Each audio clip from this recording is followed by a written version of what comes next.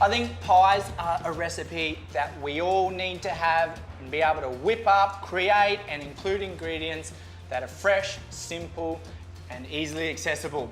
So to go with an Aussie right, I'm creating a seafood pot pie with leek, garlic, cream and a little bit of vegetable stock and some special spices. I'm going to create a bit of a gourmet delicacy with minimal input. So Emma, to start it off, I want fine half moons of this leek, please. One leek, white part only. Now into this pan, a little drizzle of olive oil and then a good 60 grams of unsalted butter. Just gonna let that heat up slightly while Emma chops the leek for me. 2 cloves of garlic, straight in, just crush it in. It smells very good in here. There we go. I'll take that off you.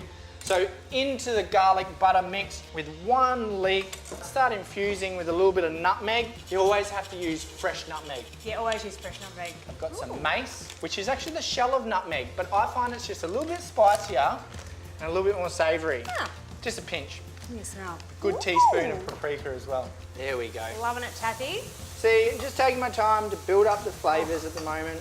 Just sweat this off for a couple of minutes until the leek's tender and we'll start making our roux. Now that the leek's nice and tender, we're going to add in a tablespoon of plain flour and that's going to help create a really rich sauce in the pies. And thicken it up. There's nothing worse than a pie when you get it, it's got no gravy. Don't have time for that. Ain't nobody got no time for that. Ain't nobody. Tablespoon of Dijon mustard. Is that my teacher? It's the dog in the tucker box. This is from home. I'm going to continue cooking the leek and flour out until I know I've gotten rid of that raw flour taste from this. I'm going to add the stock and cream, let it thicken slightly and then chill it right down before I assemble my pies. Half a cup of stock, vegetable stock. Now I like adding a vegetable base to my seafood pies. Now into this mix, a cup of cooking cream. Now in with a good pinch of salt. And this now just cooks for about 5 minutes to let all the flavours develop together. And I'm gonna cool it in the fridge. I've let our base cool right down in the fridge. Oh, great. Can I get 8 lids from my puff pastry? Certainly. While I fill my pie ramekins. Top each pie with this lovely leek gravy. Oh. As these pies cook, the prawns and the salmon are going to release their own juices into the gravy and flavour it even a bit more. And there we go. These are almost ready for the oven. Put my pastry tops on, give them a pinch all around the edge.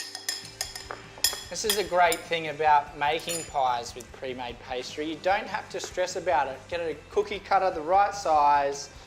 If you wanted to save these, you could make them well in advance and freeze them. Ooh, And these would last for weeks in the freezer. when we know you're going to be busy, you do pre-make a few things and then you've got to come home, pop one of these in the oven and you'll think you're a superhero because you'll have the best dinner in the world, like that. There we go. Ah, gorgeous. Now straight onto a baking sheet.